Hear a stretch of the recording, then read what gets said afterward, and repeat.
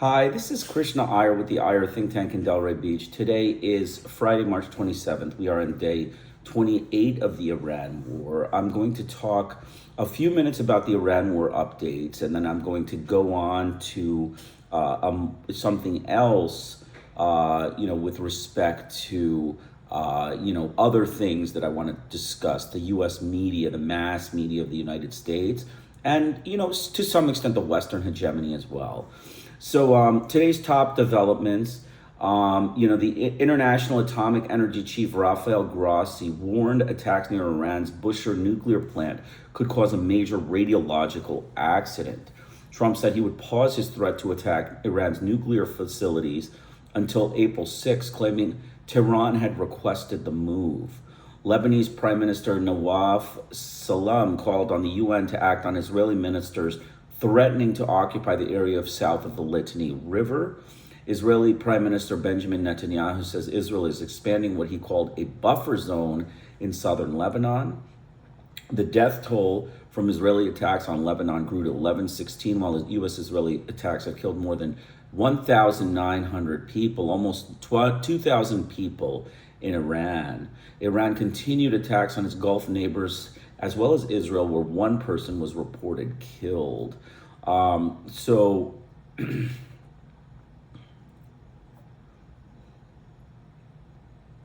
Trump says talks are underway while sending more troops to the region. Basically, he's saying that, he could start winding down the situation, and then said on Saturday the deadline to Iran that if it would not open up the Strait of Hormuz, the U.S. would destroy the country. So right now, the United States ultimatum to Iran is destruction of the country if they do not open up the Strait of Hormuz. That is, obviously, the mark of, a genocidal group of, mentally deranged criminal butchers. I mean, there is no question that this sort of, ultimatum that we will destroy the country as if they will reduce it to, charnel houses being, buildings with skeletal remains in it. That's the word you can look it up in the dictionary. But reducing Iran to a charnel house, by Donald Trump is, a pretty terrible statement. I think they should concede that this is not the approach to take. And that's all I will say on this subject. 5,000 Marines are additionally coming from Japan and California.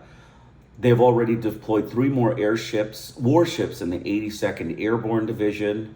And the Trump administration is under a lot of pressure, basically because the price of gas in the country and the big impact it has had until now, on his approval ratings. The Israeli chief of staff said that the Israeli military is facing a huge manpower shortage. He is raising red flags before the parliament, saying that, it wouldn't be long before the military was not able to perform routine missions because it is fighting on too many fronts. He said the military needs a conscription law, reserve duty law, and a law to extend mandatory service. So Trump has been, propagandizing that, Iran's, entire military has been destroyed. This is, in coordination with Fox News, etc. Another headline is Qatar's foreign minister met with President Secretary of War, Peter Hegseth, and said that, the meeting with Washington is going to take place between the Qatar and the United States, and they discussed ways to strengthen and develop the defense and security fields, accepting the problems in the region. Kuwait has been continuously responding to drone and missile attacks. That's an important thing. They have been responding every day. Israel forces continue to bomb southern Lebanon. IAEA warns of a risk of major radiological accident posed by missile strikes. We should, be aware of this. The International Atomic Energy Agency Director General Rafael Grossi has reiterated his deep concern about recent military strikes near Iran's Bushehr nuclear power plant. Grossi warned that damage to the facility could result in a major radiologic accident affecting the large area of Iran and beyond. the IAEA said. He called on maximum restraint and stressed the importance of 7 pillars for ensuring nuclear safety. The U.S. is diverting weapons to Ukraine, to Iran, as the war strain occurs. And we're going through many diplomatic attempts to, halt this war. A lot of people killed in this war, 1937 killed in Iran, and 24,800 injured. And, death toll continues to go up. Those are, basically the headlines. So I just wanted to, discuss with respect to this war and just generally, the New York Times. And actually, not just the New York Times. Let me take that back. The whole U.S. mass media. This is the U.S. mass media. I have a book that I strongly recommend, you buy. It's called Washington's Connection and Third World Fascism. It's Political Economy of Human Rights, Volume 1 by Edward Herman and Noam Chomsky. It's a very easy to read book. I mean, even a 4th grader or a 3rd grader, can pick it up and read the book and understand what it says. But there's one thing that I gathered, in this podcast and in preparing for this podcast and in reading this book, that, basically the U.S. mass media is a bunch of machinators. They are machinators. They are fabricators. They're falsifiers. They're storytellers. They're distorters. They're fakers, and they are liars. They are fabricators. Basically, that is what is ultimately the summary of what is communicated by all, sources. The major specific examples that Dr. Chomsky and Dr. Herman, illustrate are the New York Times, the Washington Post, Reader's Digest, the Reader's Digest, the New York Times, Washington Post, and Newsweek. Those are the major players. But he did not have, many domestic papers other than a couple local papers like the St. Louis Dispatch that, told honest facts in his, review of all of the U.S. interventions across the world and, working with sub-fascist and fascist clients in their terrorism and their mass murder campaigns against their people. I just want to give 2 examples before I continue with my presentation, which is on Beyond Hypocrisy. The first is, East Timor. I'm going to give you an example. And when I have time, it may not be right away, but when I have time, if you want to come back and look at the description section, I'll have a little quote from, Chomsky's book about the New York Times fabrication. In 2 examples I'll have about the New York Times fabrications. The first is East Timor.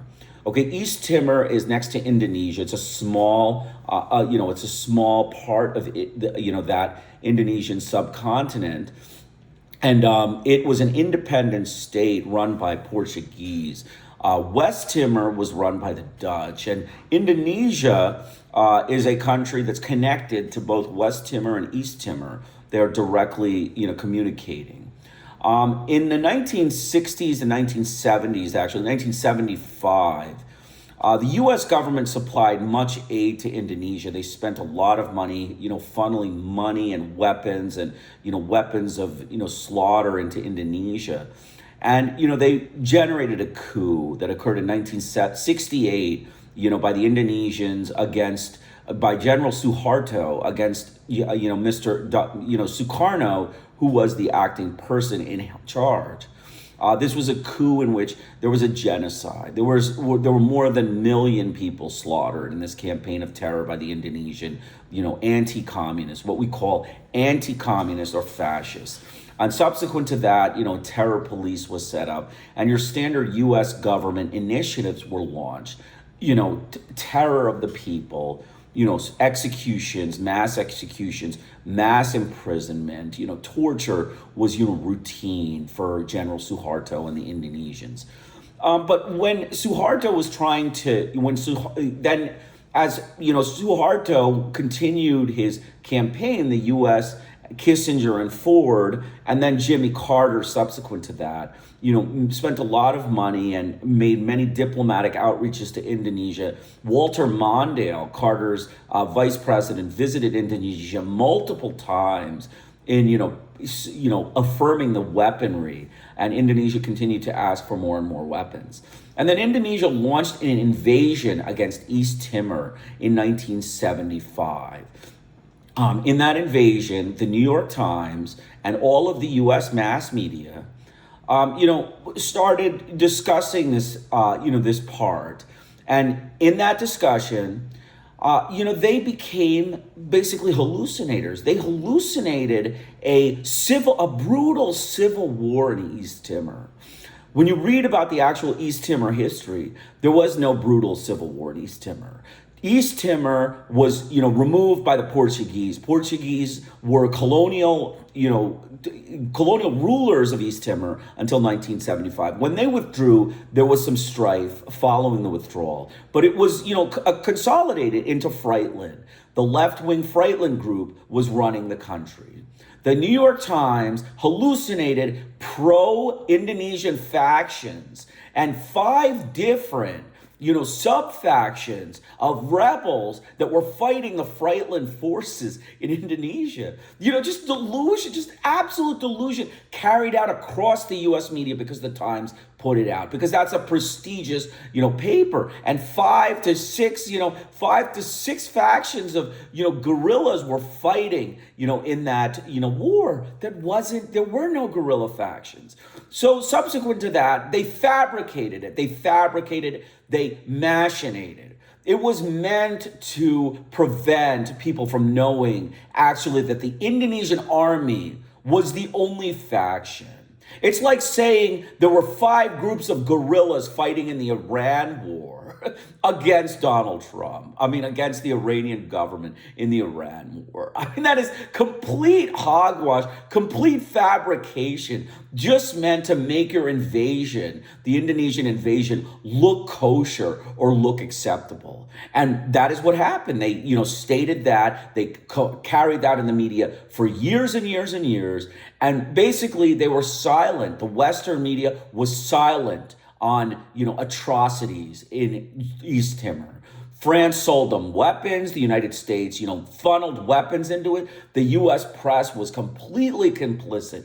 The European press was much better. Let me say the European press, according to Dr. Chomsky, was much better. But the U.S. press was complicit in this criminal act against the Timorese population. It was a genocide against the Timorese that was quietly, silenced by Washington. It was quietly, dissent against this genocide was quietly silenced by Washington through their propagandists, their machinators, and their fabricators. The U.S. press, what I call Ku Klux Klan journalism. It's Ku Klux Klan journalism because it is, meant to slaughter. It is meant to terrorize, and it is meant to, torture people.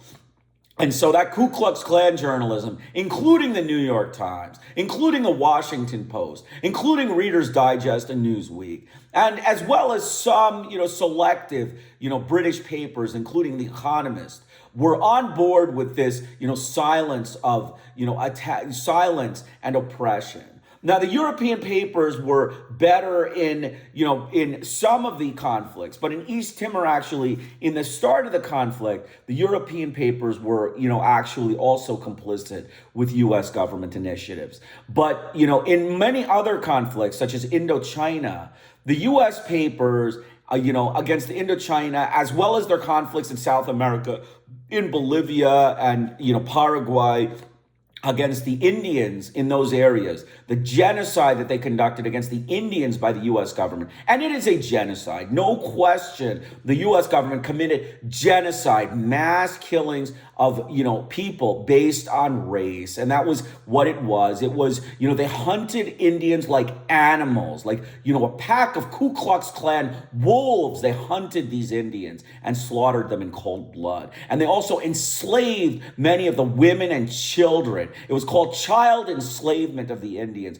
These are your criminal acts. If you read this book, you will feel your heart for these poor people that were, maimed and destroyed at the hands of the white, murderous, racist, Ku Klux Klan American government. I mean, that is ultimately what it is.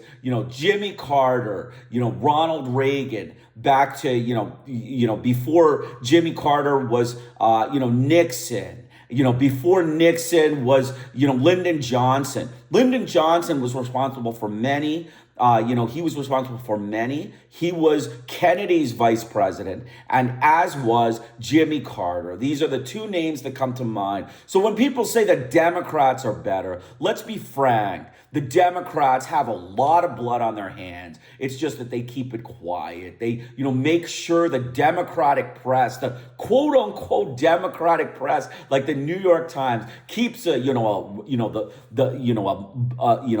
stopcock, a cork on their, discussions of the democratic human rights abuses. So, Jimmy Carter goes down as a criminal against, the Timorese people. And Jimmy Carter goes down as a criminal against many of the South American Indian tribes that were genocided by the U.S. government. Those in Brazil, those in Bolivia, and those in Paraguay. And again, I recommend you read that book because it is an excellent book. It has, a lot of facts, and the way that New York Times reported, you would say that this is basically fraud. I mean, this is a fraud. This, newspaper is a fraud. Whatever prestige they have, they are a group of frauds. White CEO, corporate frauds of the New York Times. They are a fraudulent group of people. They deserve nothing but, journalism, disgust. To boycotts in the New York Times is the appropriate approach to take with this fraudulent paper and this, propagandist arm of the Ku Klux Klan media, of the U.S. government, the Ku Klux Klan wing, press wing of the U.S. government. So I'm going to continue with Beyond Hypocrisy. We are going to discuss the remainder of the book. There are 2 chapters. I'm going to go through chapter 5 and chapter 6. So hopefully you'll get something out of it. This is the book Beyond Hypocrisy. So continuing on.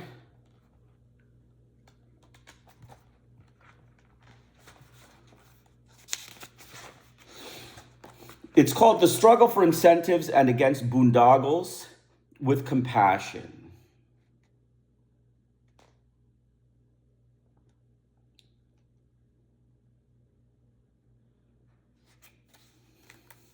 Class warfare as economic policy.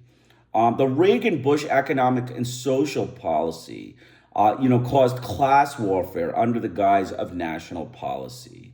Reagan's election was the culmination of a corporate campaign of the 1970s to get the government off our backs, which translated from doublespeak meant to get the government to reduce the social wages by dismantling the welfare state and redistributing tax and expenditure benefits from the poor to the rich. It also called for deregulation, which again translated from doublespeak means, among other things, that the government should reduce or eliminate attempts to protect the public from price gouging, misrepresentation, and threats to worker, consumer, and environmental safety. That is our phrase in the phrase, our backs is the corporate community, and government gets off the corporate back by reducing benefits to the weak and not interfering with business freedom to inflict damage on the community of workers. So this is, Ronald Reagan and, George Bush's approach to economics. It's to, ensure that the people who work hard, the harder people, the blacks, the Hispanics, the immigrants that work hard, they get no benefits. I mean, that's really what it is. Keep all the money in the white hands, keep the destructive nature of the white racist corporates in the white hands, and, give no, concessions to immigrants, blacks, or Hispanics. That's, ultimately what it is.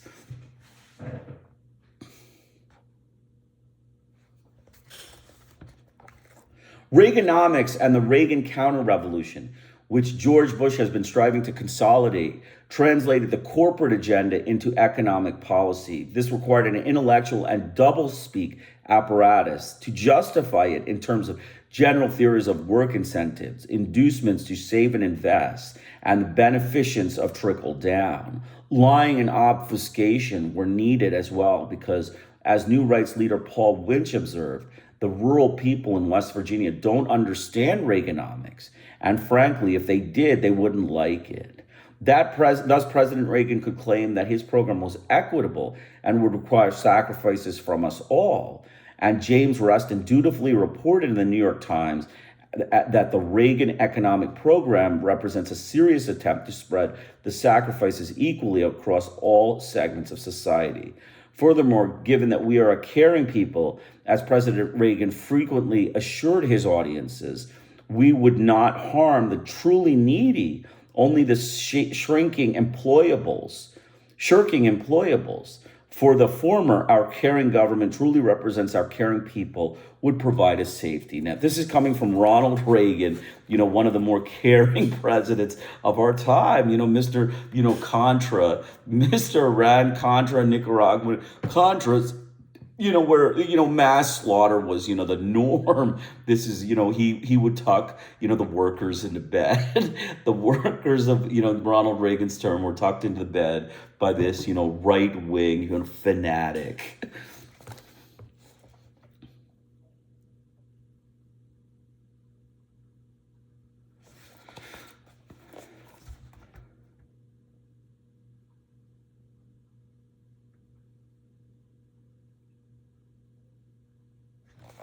So actually, policy in the Reagan era was not based on any well thought out analysis or plan. It was merely a reflection of business demands and a translation of business search for short term gains into economic policy.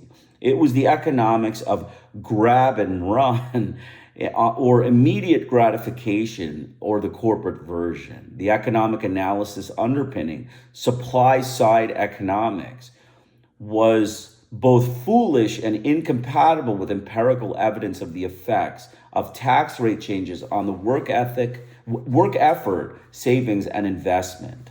But this did not affect its acceptability, or at least toleration, in the mainstream media, because it rationalized what the powerful wanted. At the time, no unrelenting questioning or major investigative reporting or analysis were directed to the blatant and highly vulnerable economics of the rich. And as William Grider has shown, during the election of 1984, the major media failed to recognize this structural deficit had been built into the budget by the Reagan programs, and the media did not question Reagan's claim that no tax increase would be necessary. So again, the media comes through with, fabrication. Basically, this is, false. This is basically telling a story. It's a storyteller. It's a distorter. They were, you could call it incompetence, but I don't call it incompetence. I call it complicity with the U.S. government. They are, racist corporates, just catering to the racist business people that run the corporates that were, good with this Reaganomics program.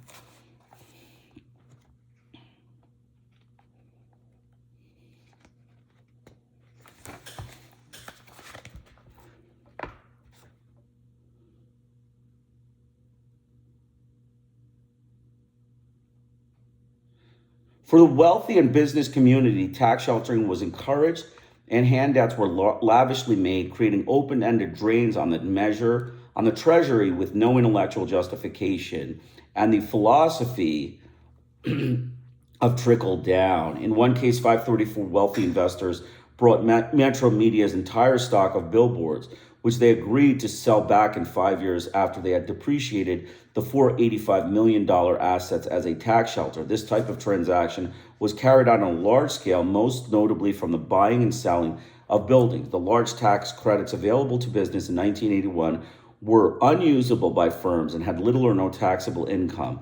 The law and treasury interpretation therefore generally allowed these firms to sell their credits to all other companies that could use them. This violated the economic efficiency logic provision of the tax code, was preserved for several tax credits. This violated the economic efficiency logic of the tax credits, but this flagrant loophole, returned to as a safe harbor provision of the tax code, was preserved for several years. A company like General Electric, well positioned to take advantage of the opportunity, as it was both highly profitable and owned a large finance company that specialized in lease financing, not only avoided all federal taxes in 1981 to 1983, but even received a refund of $283 million for those years. So basically, they stripped, they stripped the weak of, function, benefits. They stripped the weak of benefits. They stripped the poor of benefits. They affected Social Security. They affected medical care. The medical care was affected. Administrative regulations were used to lop some 200,000 disabled off the rolls between March 1980 and 81 and 82. Basically, they stripped everyone of problems. They stripped everyone and created problems for everyone. And, the burden shifted away from, the burden of work and the burden of finance shifted away from the corporates to the, upper and middle class, middle and lower class, actually. So basically, the lower class paid more tax, the middle class paid more tax, and the higher class got, benefits. There was the Economic Recovery Act, recession, and spiraling deficits. There was consumerism, saving, and investment. There was a savings and loan program. There was basically a savings and loan program, which Reagan used in, messing up the savings and loan system. There was a federalism as a safety net for the deserving poor. He introduced federalism, which was a technique to, take away people's rights and take away people's welfare and social programs. And, he closed all of those things. There was Reagan regulatory counter-revolution, basically remove all regulation and, mess up the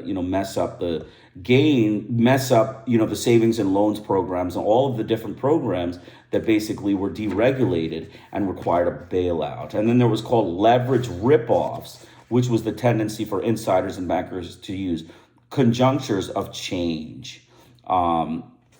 So, basically, there was the looting of the national forest. That was an important aspect. Reagan and, Reagan basically looted the national forest. Bush followed in his footsteps, to just, remove all of the, the proper things from the forest and destroy the forests. And that was a, big part of it. And then there was the commodification of culture, basically it's for the sale of goods. You have to have commodified culture. Sports and sports events, were used for commercial interests as vehicles of marketing. He used many of these things that were, really cultural things and important things for people into, a commercialized thing so that, he could take those rights away from the poor and from the, the people who needed them. And so we're going to just finish up with epilogue, the end of history. This is just a short chapter. The unilateral, so the Soviet Union withdrew. And so there was a destruction of, basically communism. Communism was destroyed and, basically the age of triumphalism ideology ends because of the prevailing ideology becomes truth. Even the communists agree that the market is the only way to organize the economic and social order. Reform means liquidation. The Cold War as Western aggression. So the fall of the Soviet Union and triumph of capitalism, the Cold War was over, basically. The Cold War was over as a result of the fall of the Soviet Union. The truth about the history of the Cold War must be traced back to the Western invasion of Russia during and immediately after World War I to prevent a Bolshevik victory in civil conflict. I don't know if anybody knows that, but there was a Western invasion of Russia after World War I that is not discussed in any of the Western media sources. And there are sources here you can actually read about it. That the Western hegemony attacked Russia and took over Russia. So the fact that Russia has never been colonized and has no threats to their security, that the U.S. government and the Western hegemonists, constantly, lie about, it's just false. I mean, that Russia has threats because you attacked it, after World War I. Let's not, forget the facts and hide the data, like fabrication, quick omissions, distortions, fabrications, machinations. This is all the Western hegemony's work to try to prevent people from understanding why people are the way they are. And Russia has a reason to be very paranoid about the Western hegemony because they were attacked after World War I, because they wanted to prevent a Bolshevik victory in a civil conflict.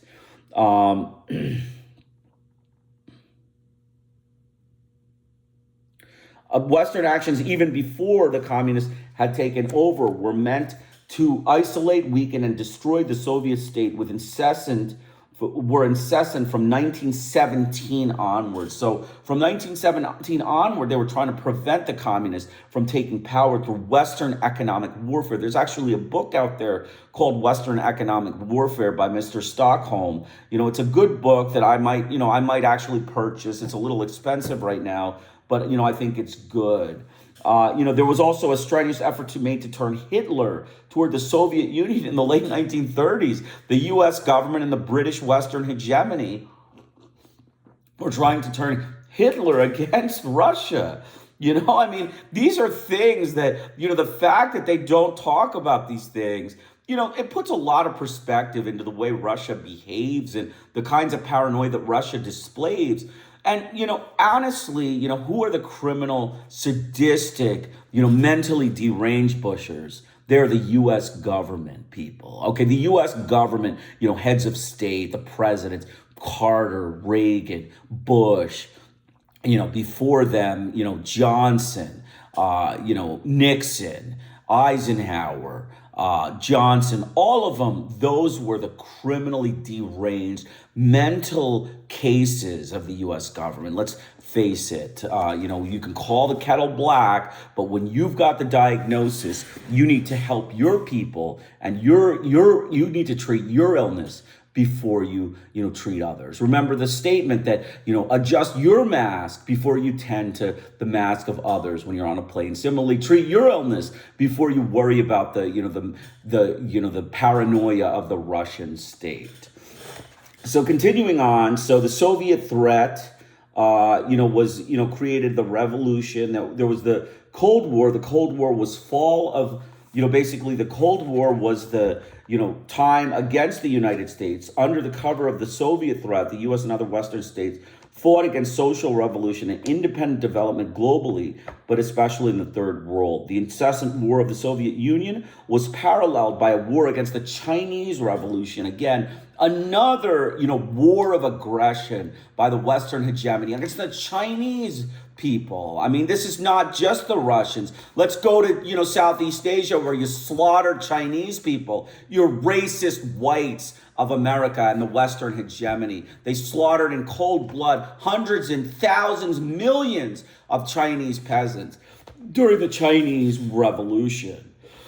So we have to understand all that, and we have to keep an eye on everyone. Market growth and environment. There has to be environmental protection. There has to be furthering of people, growth of hegemony market. Individualism has to grow. People have to become stronger. Different governments have to, be able to progress. It's not just about the United States and the racist hegemony. It's about other people as well. And, the U.S. has to recognize these, acts.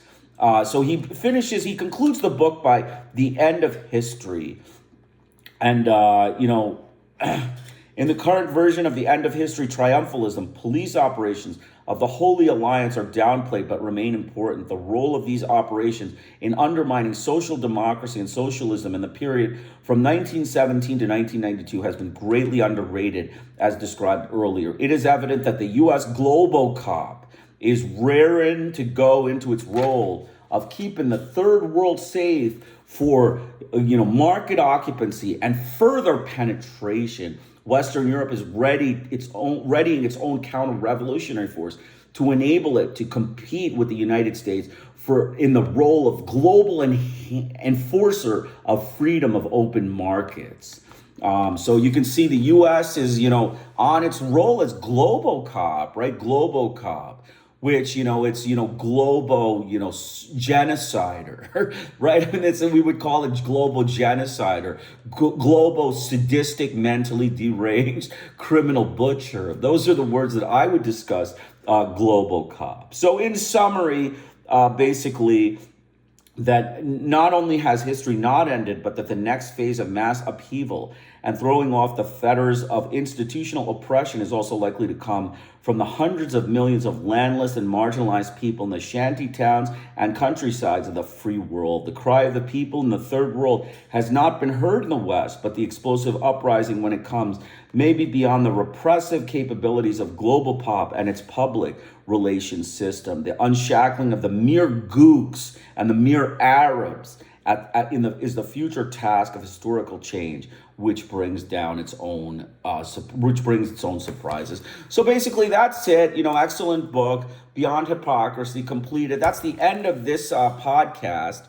I will be doing other podcasts, but for now, I'm actually going to take a little break. I am going to read through a few books, and then I will come back and give podcasts as needed. But you will be able to see my podcast on these other books. There's another book here. It's The Mind Game: Witch Doctors and Psychiatry. E. Fuller Torrey, another book about the U.S. The U.S. psychiatric system's witch doctors. They're witch hunters of psychiatry, chasing mental illness. When they are mentally ill, right? I mean, we're talking about mentally ill, criminally deranged lunatics of the U.S. government chasing mental illness among the public. Very, very bad. They get bad scores across the board for all of their systems. In my review of, all of the Times articles and, the U.S. government responses to the hearings that they had, they get bad scores. And that's actually described in, Washington Connection. Bad marks for the U.S. government. The racist criminals of, mass murder campaigns against people in Southeast Asia, as well as South America. There are, mass murder against the Achi Indians, as well as the Indians in Bolivia and Brazil. Hope you enjoyed. I'll put some of the information in the links. Krishna Iyer with the Iyer Think Tank in Delray Beach. Have a great day.